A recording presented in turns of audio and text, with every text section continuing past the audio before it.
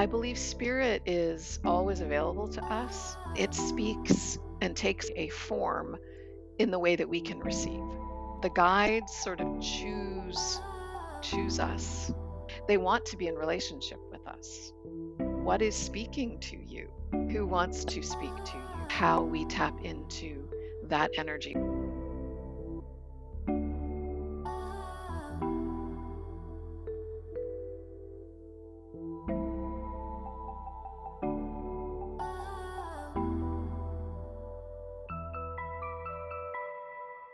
Hello and welcome to Curious Ones podcast by Yandara. I'm Yael Ginzburg, the host of the podcast, a yoga and meditation teacher and philosophy lover.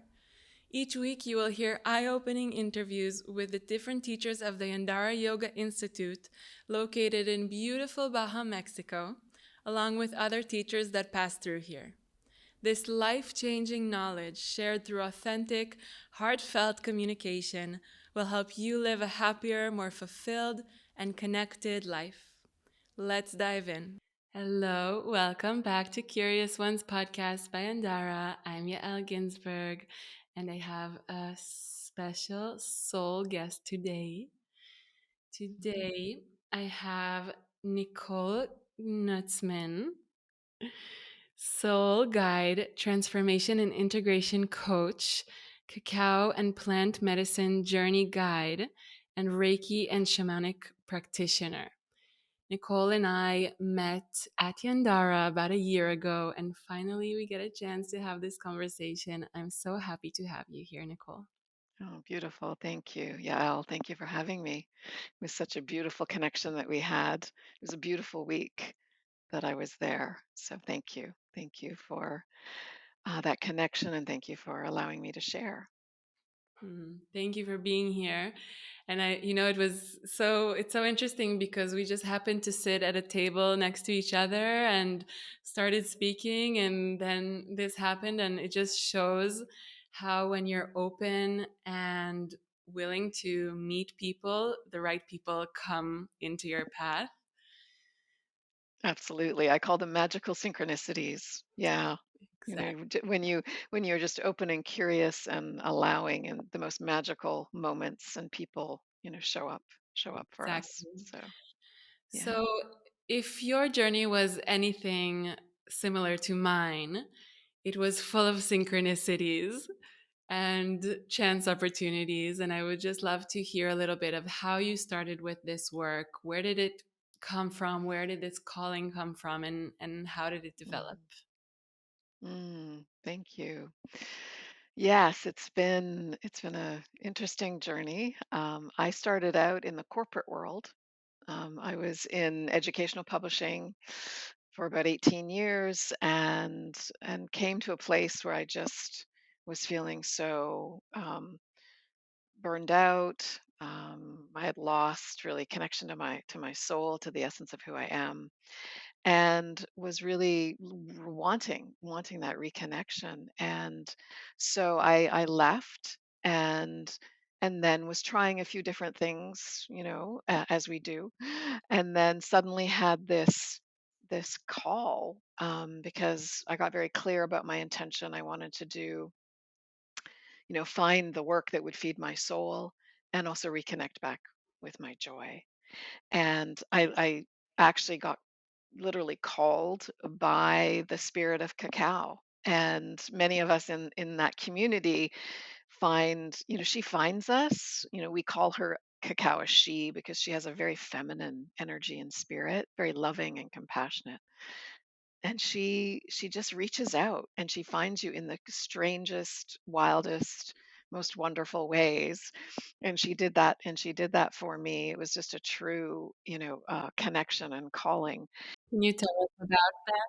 I was up in the redwoods in Northern California at a cabin with my ex-husband and my stepson, who at the time was probably about 5 years old.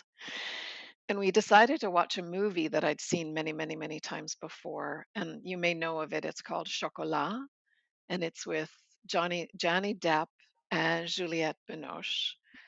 It's a beautiful, magical realism, sort of uh, movie, and I'd seen it before, but this time I was watching it, I think, with different eyes. I like to say with sort of magical eyes. And there's a scene in the movie, and she's sharing this story with her daughter who wanted to know how her grandparents met. And her grandfather was a pharmacist, and he was sent down to Central America to work with plants. And the next scene in the movie is of him sitting around this fire being handed a cup of cacao by this beautiful Mayan woman. And they're in ceremony clearly, and he drinks this cacao, and they say that sort of cacao sort of um, releases or reveals your destiny and reconnects you to your heart's desires. And I didn't remember seeing this scene before, and it was as if the cacao spirit just reached out from the movie and grabbed my heart, and I went, "Oh, what is that?" And Wow. the next morning I Googled cacao ceremony, and I found this man in Guatemala. So this was in 20, I think it was in 2010. And I saw this man, found this man in Guatemala, and that was called the chocolate shaman. And he was an American who had moved there and had been called by the cacao spirit. And he started researching cacao. He was traveling through Mexico and Central America and finally landed in Lecatitlan, San Marcos, and started, working with cacao. And then people started to notice that he was different when he made this cacao drink, and so he started inviting people to sit with him what he called ceremony. And so I was like, when am I going to get to Guatemala? And I thought I couldn't conceive of that, so I sort of put that in the back of my mind. And then I signed up. I was working at the time at a nonprofit, and signed up to train as a chocolatier, or as a chocolatier, as they say it here in the U.S., so that I could learn all about cacao and chocolate and the history and how to work with it. And so that's how it all began, was through this, just this movie reaching out to me. And then I immediately started to just dive into that world, and had to wait, several years before I found a teacher. She was a plant medicine teacher, and she actually lived in Scotland, of all places, and worked with everything, every possible plant medicine, including the psychedelics and cacao. And then she sent me a little package. She sent all of her students a little package to begin, and in it was a bar of cacao from this man. His name is Keith Wilson, in Guatemala. And I realized, oh my gosh, I don't have to go to Guatemala. Guatemala, came to me, right? The cacao spirit was just, she knew where I was, and she was like, here you go. Here's the cacao that I want you to work with. And I had the, deepest experience with cacao, in my first experience, and it was in personal ceremony, guided by my teacher. Like, she sent us guided meditations and music, but everything was done, just she sent it to us, and then we were able to do our own self-guided journeys. So my first experience with cacao was absolutely profound. What was so profound about it? Yeah, I mean, I was broken open. Like, I cried for the first hour in ceremony, because I just realized how closed down my heart was from protection, right? We guard ourselves, we armor ourselves. And I had been carrying such a burden for so long. And she just is like, I'm going to help you release all of this. So I cried for about an hour. At the end, I was so exhausted. I just fell over and was like in fetal position on the floor. And then I felt her presence. And, and I was like, wow, I feel you. Like, I felt her loving presence. And I actually, and might sound a little, crazy to some people, but I invited her into my lap, right? as the empath that I am, "Oh, come sit in my lap." And I said, "You must be so tired helping all these people." And we just held each other. And then I felt her sort of entering my body, and I felt the most unconditional love I've ever experienced in my life.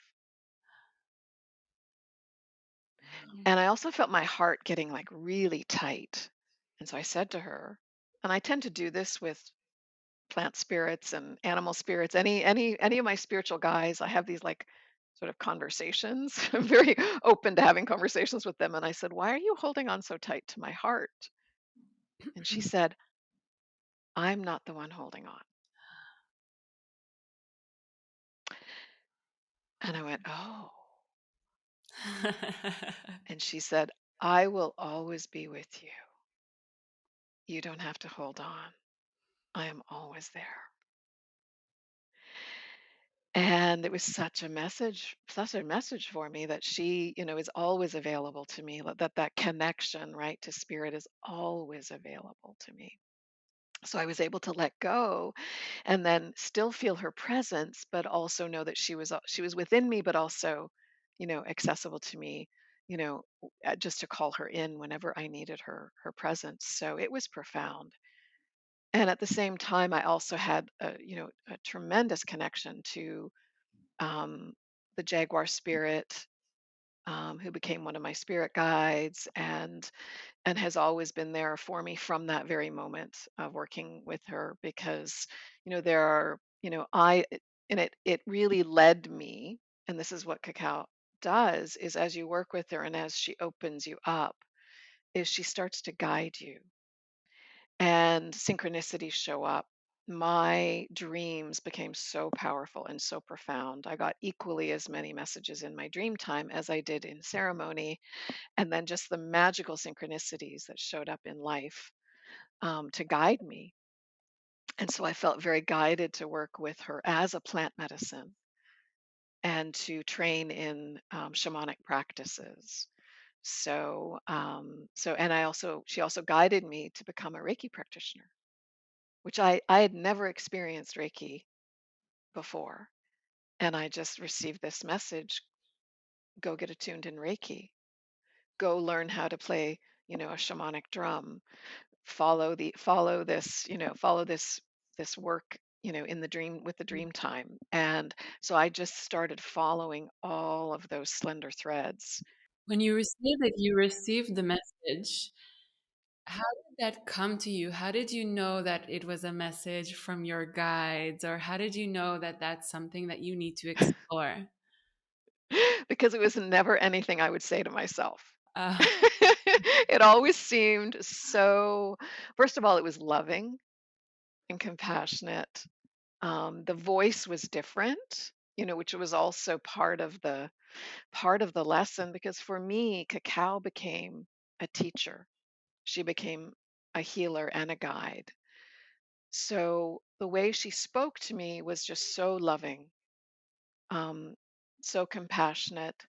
And so I knew the voice was different than, the way that I sometimes spoke to myself, or that anyone else had ever spoken to me. And also she allowed me to work with my inner voices so that the critic could, you know, lessen and go away, because that's not a voice that I wanted to continue to speak to myself with. So she really, taught me how to decipher and be discriminating about the different voices that were, trying to communicate with me. And so she would, this message would just come to me, either intuitively or in a journey, and I would just listen. I just knew to listen, because it was guiding me in a way that I, just had to trust. And that's one of the other, really teachings, is about learning how to trust our inner knowing, to trust the guidance that's there for us always, to trust our intuition, to trust our body's wisdom. All of those things are what she teaches us, because she's so many different medicines. She is heart medicine, right? She allows us to access our heart space and open it more fully. She is soul medicine. She really like speaks deeply to what is it that our soul needs and wants, and how do we nourish it. She's embodiment medicine, like how do we integrate and live into the messages, right? Because it's so easy not to, right? It's so easy. Oh, yeah, yeah, I got the message. But to actually live into it and embody it is part of the path with cacao. And then she's spirit medicine. And taking action according to what we And receive. Yeah. exactly listening and then actually acting on it. Yeah. And then spirit medicine connecting us to other realms, right? Where we can receive all of this support, this loving support and the messages and the wisdom and the guidance to help us, on our path. So, Mm. There are so many yeah. beautiful things that you said there. I think something I would love to frame is going to the beginning of the story. You just Yeah. watching a movie that you've already seen before, seeing a Yeah. scene that you probably have already seen, and yet watching it in different eyes, feeling this call, because I think that, as you mentioned, this voice or this call or this drive that we have, or calling or pulling towards something, usually is very subtle, and we can Yes. so easily miss it or even dismiss it, Yeah. that I think that's something that I would love to frame that, because it was just a curiosity that came up to you, and you just typed on Google the next day, what is this cacao ceremony? And the huge journey that it took you on Yeah. was just that moment of following the curiosity, which I wanted to. Absolutely. And Yeah. and also, I love that you spoke about this trust, because Mm. so many times I find that that's the a block for many of us, that maybe we hear the voice, we've heard it before, but between that and trusting that voice, there is a distance. So would love to hear you speak about that. How did you learn to trust this voice and let go of the blocks or the fears that stopped you from following it? And also, I know that you guide others in doing that, so speaking a bit about how you do that as well. Of course.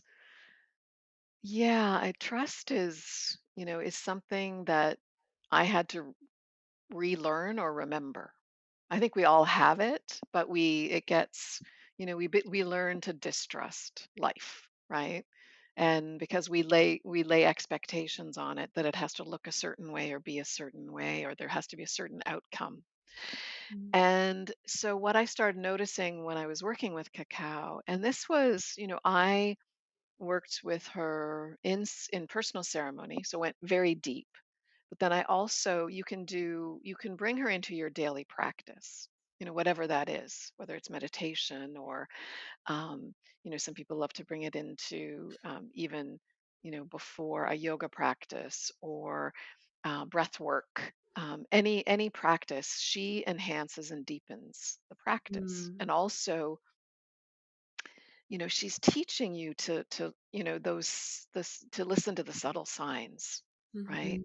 Yeah. First, to listen to your body, to trust your body, right? So I always say to people, when you drink your cacao, take one sip and then pause, and your body will actually tell you how much it wants that day. Right? And sometimes people are like, "Oh my God, I want to pour this cup over my head and I just want to take a bath in cacao." I'm like, "You're good. You go ahead and drink as much as you want." Some people are like, "I want to go slow." And other people are like, I don't, that one sip was enough." And I like, that is teaching us to remember to trust and listen to our bodies, Yeah. which we're so good at not listening, right? Mm. So that's one of the places, is we just to start to listen to the subtle signs and cues from our bodies, wisdom.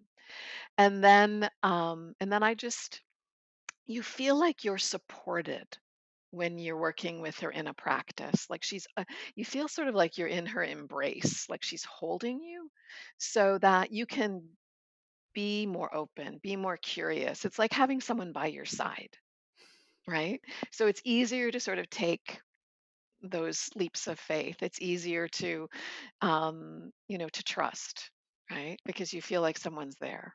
Um, and supporting you, guiding you, allowing you to take that next step. And I sort of, she just opens up the subtle realms to you. So your intuition does get stronger, even though it's, still subtle. So the messages seem to get a little bit stronger, louder.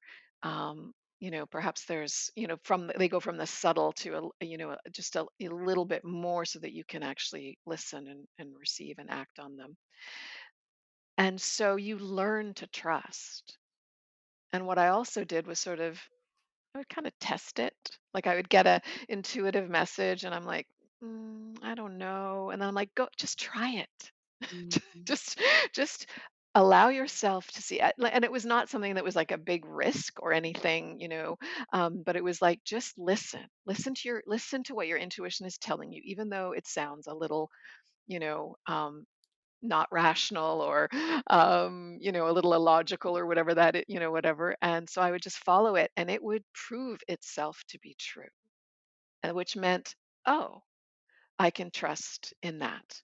So I'm going to just it just allowed me to, through like testing and exploration, to see that it was true. Mm. And that allowed me to go deeper and deeper and deeper, and as we do that, you just become so much more aware of what's available to you, and to be able to follow that guidance. So Mm. yeah. Beautiful. I find that from my experience as well, the more I trust that voice and see that it takes me to the right places, the easier it is to trust it. And it is funny because usually it's not the thing that makes sense. It's the thing that Right. Right. like, Yeah. doesn't make sense. Right. Yeah, I mean that's the other sign, is like to know that it's intuitive. It's like, this doesn't make any sense, right? But I'm going to follow it anyway and see where it leads me, right? And that's where the synchronicities, then also show up, and you just get, it's almost like this, you get into like this flow of, you follow the first one and it leads you to the next. And also to, there's like just so much discernment that you build around trust. So like you might meet a person and say, oh, they're the person that I should be working with. And then, but maybe they're not, maybe they're the person that's leading you to the person you should be working with, Mm, right? So to always be in that place of trust but also discernment, right? So is this person, this place, whatever's presenting itself, fully aligned, or is it simply part of the path that's, taking me to that place or person that's more fully aligned? yeah. And to being able to let go of attachment, right? To our expectations, to our desires of wanting, this person or this thing, and to let go of the outcome, and just allow ourselves to be more, in a receptive, open, curious place. So does that mean not immediately assigning a role to the person? This is my next partner, my next, you know, professional endeavor, but just allowing it to kind of unfold. Is that what you mean? Yeah, yeah, and again, to bring that discernment in is so important. So let's say you're calling in a partner, right? Whether it's a business partner or, a romantic partner, you're calling them in, and someone shows up, and you're like, oh, I think they're it, right? But sometimes I feel like spirit is sort of, um, not testing us, but saying, I think I know what you want. And so here I'm going to present you with this, with this person. And they're about 80% of what you're actually asking for. And so we then need to have the discernment to say, that's almost it, but not quite. And then all of a sudden I say to spirit, thank you. Thank you for bringing this person to me. That's almost it, but not quite it. I'm also looking for this. And so, I feel like we can have this ongoing like dialogue or conversation with spirit, where because she's trying to um bring us what we most desire, but sometimes we're not always fully clear about what the qualities of that person, or that maybe we're sending a mixed message, right? So she's like, oh, here, I think this is what you want, and then you, through your discernment, you say that's not quite it, right? And then that person might lead you to the next person or opportunity. So Yeah. Is that something that we yeah. learn with practice or with experience? We call in a person and then we see, oh, wait, I need this, or I don't need that, or I don't enjoy this aspect of it. Or, or is there a way that we can find this clarity before we call in this person so that the one that comes in is the right one? I think it's both. Sometimes the experience gives us the clarity, and other times, we can just be more, perhaps, patient and wait for the clarity, right? Mm, And do all our practices, and just be in that place of allowing and having like a dialogue, setting our intentions, having a dialogue with spirit and saying, I am getting clear on, this person or this opportunity. And so to just then be in that place of allowing mm, and waiting. Yeah. beautiful. Hey, I'm quickly interrupting the episode to extend an invitation. If you are interested in deepening into any of the subjects we talk about on the podcast, we offer many different experiences on our beautiful grounds here in Baja, Mexico. From 9-day modules such as sound healing and yoga nidra to breath and meditation, as well as 200 or 300 hour yoga teacher trainings and many different shorter retreats. Check out our website yandara.com to see all the information about the different experiences. Let's get back to the episode. So, when you speak of spirit and guides, it's something that I have been very, very, very curious about lately. Mm. I've been kind of watching videos and reading about it because I feel that there is something around us that communicates with us, that we can communicate with, that we can ask questions, that we receive answers to, that we can ask for guidance for things happening in our lives, and also ask for help. And I've been very curious about how do you tune those abilities, because I think, we all know the classic example of I'm looking at my phone and it's exactly the person that I'm thinking about wrote me a message or just called me or something like that. And that's something that Yeah. happens to many of us. Yeah. And then I think there's more subtle, and I mean, it becomes more and more subtle, obviously. I would love to hear about your experience with spirits and guides, how you view them, who are they, where do they come from, how can we speak with them? I would love to hear from you about it. Mm. Mm. I believe, each of us, can communicate in different ways, that the guides sort of choose us, right? They're always available, and they choose us because some people, connect to the angelic realm, or some people, if we're on a shamanic path, we tend to connect with the ancestors, or spirit animal guides, which are really predominantly, what I connect with, and also plant spirits, right? But that's a shamanic path. People connect, to Mother Mary or Mother Magdalene. I mean, to archangels like Archangel Michael. So I believe spirit is always available to us, and then it speaks and takes a form in the way that we can receive. Right. So it's just finding, right? Like, for what speaks to me may not speak to you or to someone else, right? So finding what does. right? And opening, because you're going to be in a more of a place of trust if they're, if they're taking a form that you can relate to, right? And it's just at the end of the day, I believe it's really it's all energy, right? And it's really just how we tap into that energy, which is why, things show up for us magically when we open to it, right? If we stay closed and we don't believe, of course it's not going to show up. Unless, sometimes, well, there can be, times where it's just like this huge, epiphany and sudden revelation, right? But it usually doesn't show up that way. It's usually much more subtle, right? So just noticing, like, what is speaking to you, right? And who wants to speak to you, and just and then listening and trusting, because they want to be in relationship with us. So if we disconnect from them, then we're not building that relationship. So it's really just, just allowing however the guidance wants to, show up. Yeah. Mm, beautiful. So it shows up in a movie and calls you to research cacao. Right.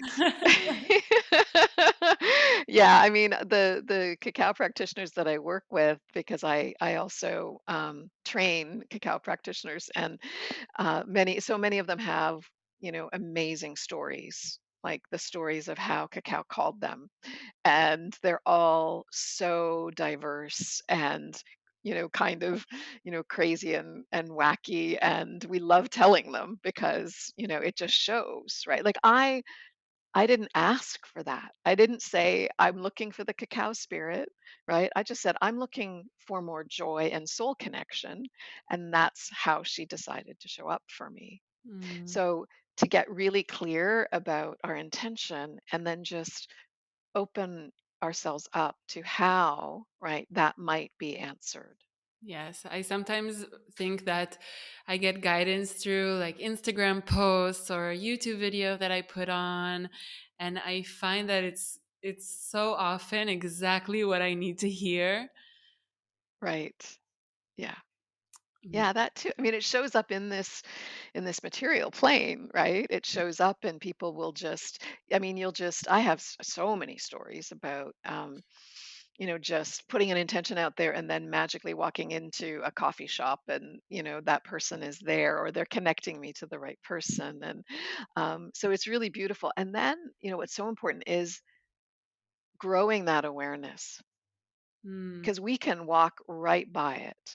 As you said earlier, we cannot see it. We can be too busy, distracted, unfocused, but to just like walk around in almost like a constant state of receptivity so that you see it, because yeah. it's always there, Mm. right? It's always available to us.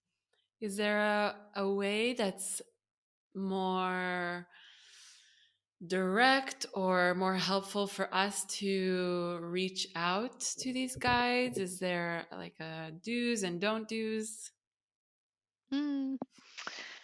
I mean, there's certainly, depending on the pathway that you want to take, I mean, certainly a guided meditations. So if you're drawn to one realm over another, like let's say you're drawn to the angelic realm, then go online and find, there are meditations out there to connect, right, to that realm. If you're drawn more to, like, nature and spirit animals, then find guided meditations that are accessing that. And then there's the, cacao is just so beautiful because it's so accessible as long as you're working with the right one. And I'm sure we're going to talk about that. But cacao that is in its purest form allows you to feel that support, and it drops sort of, the layers that are in the way, right, of us being able to receive. And so that, like, just things show up, and you get clarity or messages just through working with something like cacao. And then of course there are other plant medicines that, are a deeper experience, but can also, right, open us up to those other realms, and those other guides and that wisdom. So Mm. So I'll bring here something that I've spoken about with two friends recently. I would love to hear your thoughts about it, even though Sure. I can imagine your direction. Um, what would you say to the people who believe that taking something that is external is kind of like a shortcut, or manipulating our state of being or consciousness in order to arrive at a certain experience? How do you see that? There are so many pathways to awakening, and I honor them all, absolutely honor them all. And not everyone will, benefit from nor be called, right, by, by plant medicine or by psychedelics. So for me, it's the sacred path is for people to feel called in some way. And for them, it's the right medicine or the right path in that moment. And many of my clients have worked with other modalities, other healing modalities, other pathways, and have just found that they're making progress. And it's not that they're looking for a shortcut because I won't serve those people because they're not willing to do the work, right? If people are already doing the work, are already on their path, but they're still Mm, feeling stuck, the way that I work with plant medicine, it is um, a healer, right? Plant medicine in particular has a consciousness.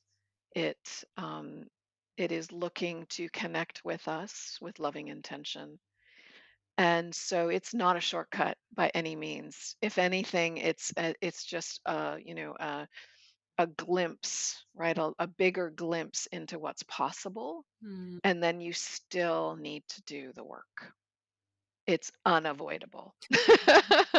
you know so many of us in the plant medicine world that hold plant medicine with such integrity, will not serve people who are looking for the peak experience, or are called the psychonaut, or are just wanting to have wanting to sort of have it as an experience. It's like, no, no, this is a healing journey mm, that we come in with intention, and and and there is so much work to be done after that to integrate what's been seen, what's been received, what's been cleared. And particularly with plant medicine, what it allows is access to the subconscious and the unconscious mind. And other modalities, it takes a very long time, or it is actually almost impossible to reach that, right? So be able to access that gives us just such insights. And also, plant medicine works with our neural pathways. So all of the ingrained beliefs and patterns and conditioning that we have taken on have created a certain, behavior. And if we want to change our behavior, right? The plant medicine supports us in being able to what I call smooth those neural pathways. mm, So those patterns are, you can create new ones. You can create new habits, new healthier patterns. Um, and you're supported by the plant medicine, right? mm. But again, it's like working with it in the integration part is so important. So, I always say to people, this is not a one and done. This is not a hack. This is not a quick fix. If it's done with intention and held as sacred, Mm. right? So, set and setting that everybody has heard about is so important to it being a healing experience. Without that, it's just an experience and nothing will change. Yeah, not just drinking the cacao when you're on the way No. to errands or something like that. No. Yeah, we teach that. We teach that in, to our, practitioners, that even with cacao, to be intentional. And we all have the story. I have one of my students said, "Wow, did I ever learn that lesson?" She said she was making cacao one day and she was rushing and she put it in the blender and she didn't put the top on properly and she ended up with Ah. cacao like all over her, her room. And then people will come to my cacao ceremonies, and then they'll buy a block of cacao, and I'll give them my recipe, and they'll go home and make it, and then they'll say, "Nicole, it didn't taste anything like yours, and it didn't feel like yours. What did I do wrong?" I said, "Well, what were you doing when you made the cacao?" And they're like, "What do you mean?" "I was just making it like I make my smoothie." I'm like, "Well, does your smoothie have much consciousness in it?" And they're like, "Well, no." And I'm like, "Well, you need to be fully present when you're making your Mm. cacao." I put on sacred music. I make sure that I am just it's only me and cacao in the room, kind of thing.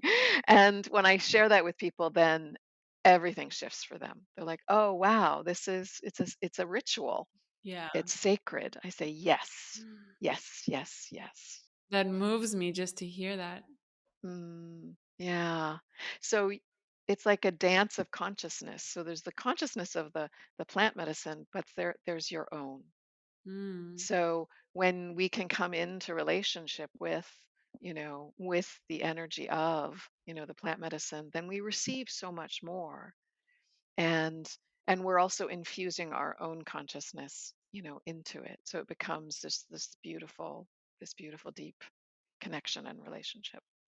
I think that's so profound because it really gives us a reminder that it is an energy, a spirit, and it will come into communion with us when we Yes, allow it the space and the intentionality and give it the setting that the spirit needs and that we need in order to allow this space to become. absolutely. Oh, Yes. beautiful.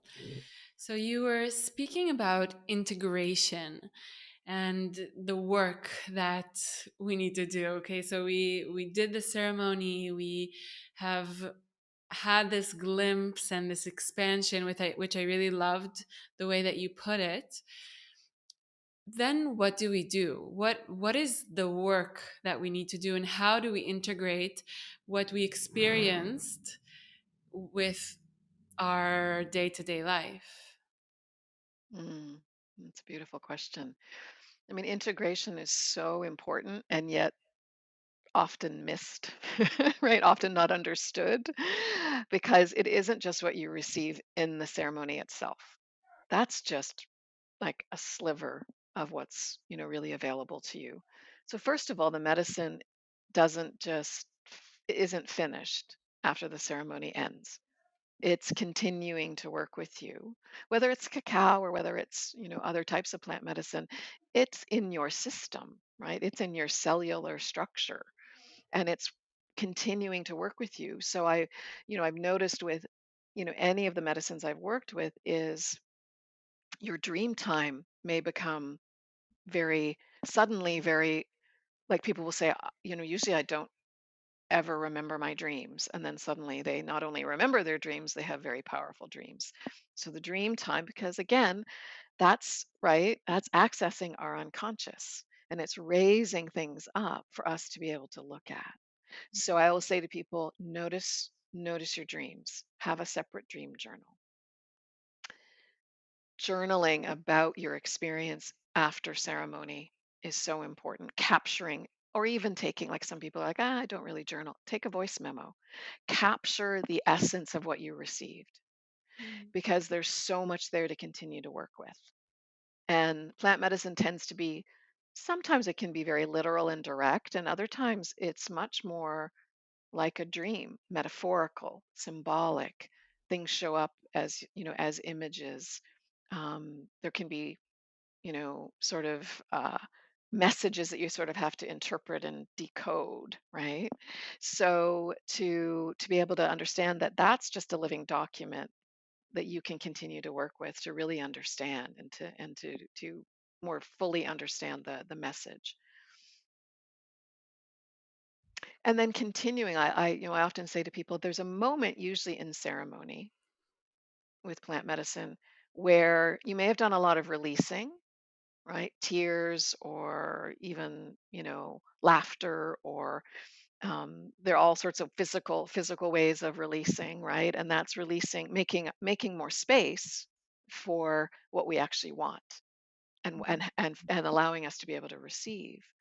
So being able to remember and call in a feeling. Once you got through the release phase, you may have come to a place of inner peace or bliss or joy, um, or you may have accessed, more of your creative life force energy. So your body and your mind now have a memory of that. Mm. So we can call that in anytime we want. So I say to people, just close your eyes and go back to that moment in your journey, because you now have an embodied feeling of what that state of being feels like. So what we now need to do is practice that and make it bigger. Mm. So I call it inhabiting the space within. So calling it in, sitting in that moment, right, of joy or bliss or peace, and just allowing it to expand within you. And the more that we practice that, the more that we do that, the more it's available to us until we finally sort of live in that space more often than we live in the other spaces. And that's the space of magic. That's the space of magic. Exactly. Exactly. Yeah. So embodiment is so important to the integration process. And so I'll also say to people, continue working with cacao. Bring it in as a daily practice. Or if they're working with plant medicine, I'll even say, drink cacao, right? It's easily accessible. You can make it on your own. It will support you, right? It knows what it's doing. And then for some people, microdosing, can be very beneficial as well. Is to just sort of a little, it doesn't take you to the same place that you were on your journey, but you just access that inner connection, right? And that's what you're looking for, is just accessing that inner connection so that you can be in that place again. Mm. That's so beautiful. Mm. Okay, so the kind of the last topic I wanted to ask you about was you are a soul guide. And I would love to hear from you about what that really means. Why does our soul need guidance? Where do we need guidance to? Our soul doesn't need guidance. We need to get out of our own way. So I'm really guiding people to their soul, right? Because, we when we were children, like little children, we were like fully connected to our soul, right? To our joy, to all that, that the beauty, the magic, right? For the most part, we saw the world in that way. And then guess what?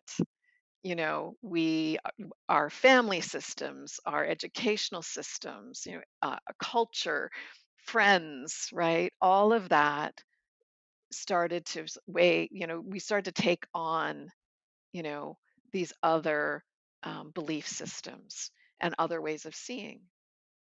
And then we can't see that way anymore. Now, it's never gone, right?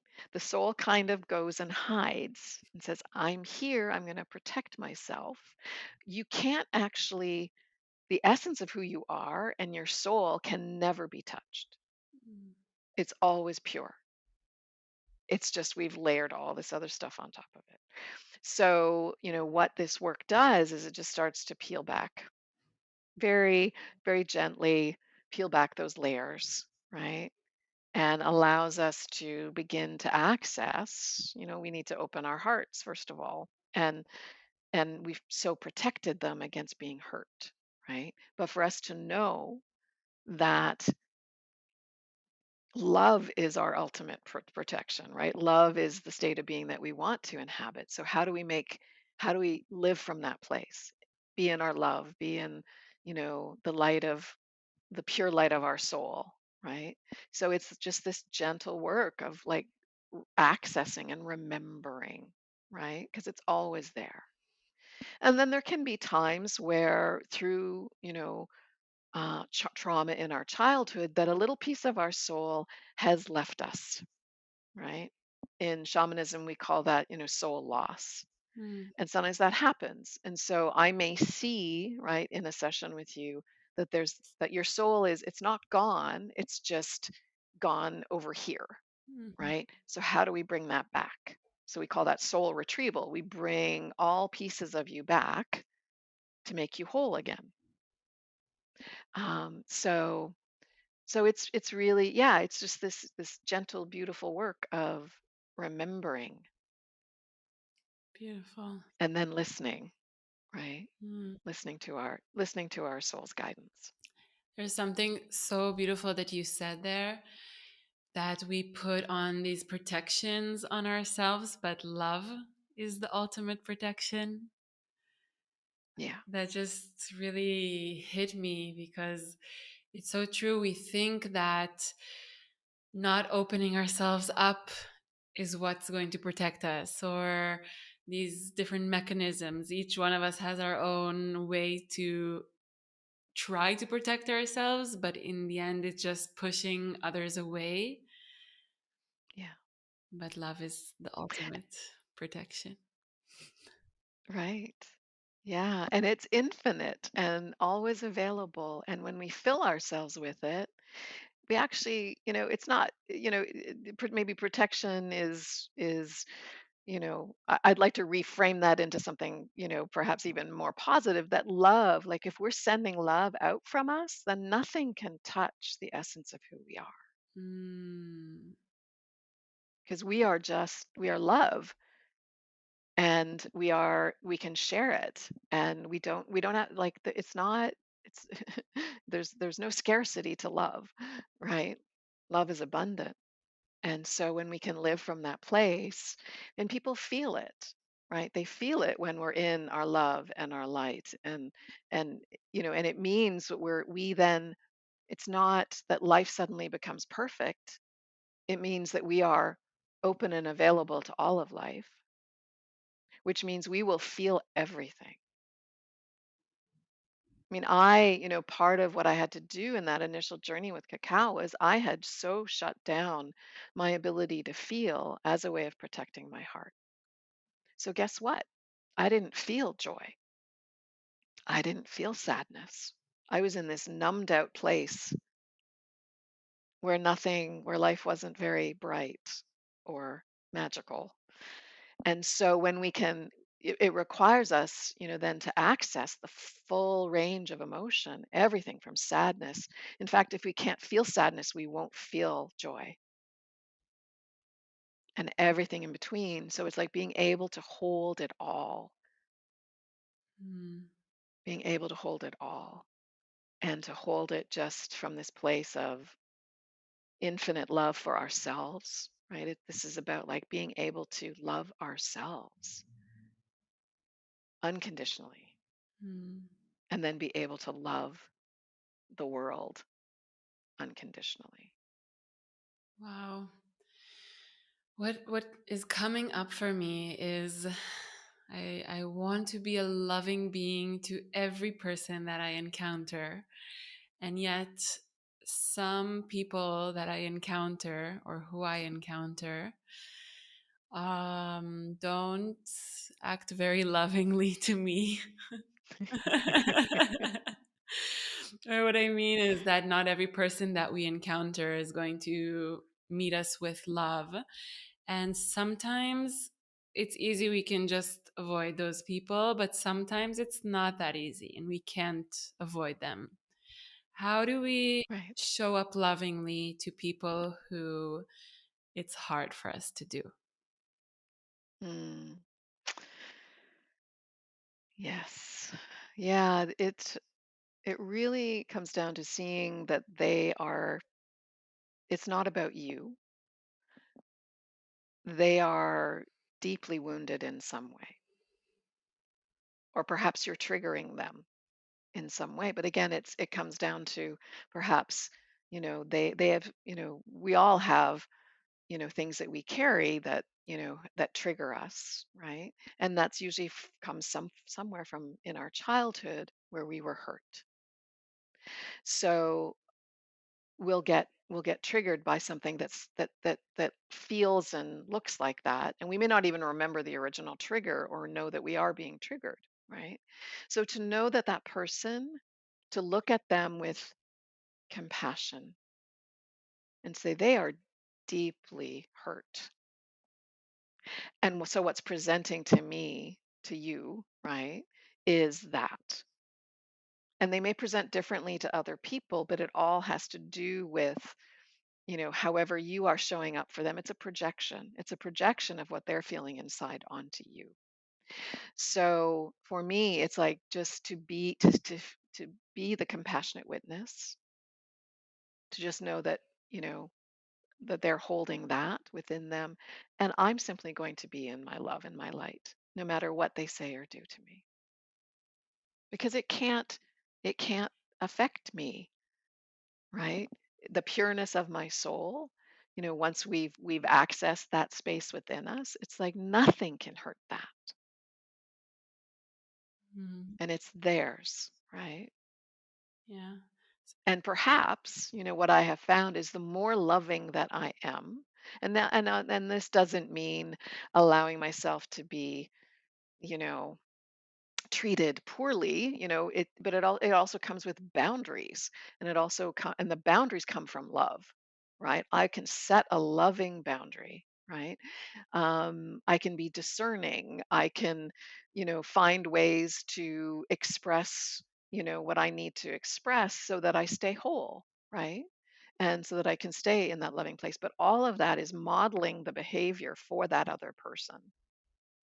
And your energy, right, oftentimes can actually shift the energy of that other person as long as we stay in that loving place. Mm, And I've seen it happen where nothing else has changed except me and the way that I show up for that person and am just loving. And yeah, I mean, it sometimes it requires a lot, right? A lot of patience, a lot of, I have to sort of be in my highest self, right? And sometimes that gets exhausting and tiring. Like it's not always easy, but that is my intention, is to stay in that place. And then what I love is when the other person shifts mm, and I can see that shift, because they're now going, oh, Nicole's safe, or Nicole's not triggering me anymore, because they may realize on some level that they're just projecting something onto me, right? So it's beautiful, and it's easier to stay in that place when you see the shift in others. mm.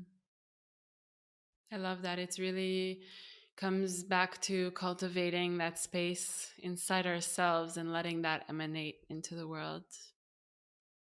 Yeah, Beautiful. absolutely. Yeah. So, Nicole, I feel like I could talk to you forever. So many more things to ask. Um, Maybe we'll continue this, but for today, I'll just ask you, what are you curious about right now? What am I curious about right now? Oh, I always feel like I'm such in a state of curiosity all the time, because that allows me to see the magic. And so for me, it's about maintaining that. And sometimes it eludes me sometimes. Like, I was last year, actually, when I was in Baja, I got very sick, and I lost some of that, the ability to I think, my energy was pulled inward. And so I lost the ability to see the magic. And so for me right now, what I'm curious about is ensuring that I can always see the magic, Mm, and allowing myself to. you know, nourish myself and make sure that my soul is nourished so that I don't get depleted and then I don't get sick, right? Because the work that I do can be very energetically draining if I'm not taking care of myself. So to be, my curiosity is about staying curious, right? How do I make sure that I, stay in that place of replenishing myself so that I can see the world with that way? Yeah. That's beautiful. Nicole, I want to thank you so much for sharing from your wisdom, your experience, your beautiful insight. I can feel your presence all the way from Mm. across the world, and I'm truly honored and happy that we got to do this. So thank you. Thank you, Yael. It was my pleasure, my honor to be here. So thank you so much. It was really wonderful. Thank you. Now, after this time to nurture your mind and your spirit, we invite you to take a moment to consider others. A kind wish might come to mind. Know that what we learn becomes more valuable when we apply it and share it with others. So share this episode on Instagram stories, tag Yandara and I, or share with a loved one so that more people can benefit from it. Our hope is that the search will lead you home to who you already are, to what was always there. We'll be back next week with more inspiration, honest conversation, and insight into the energetic world around us. Thank you for listening and watching.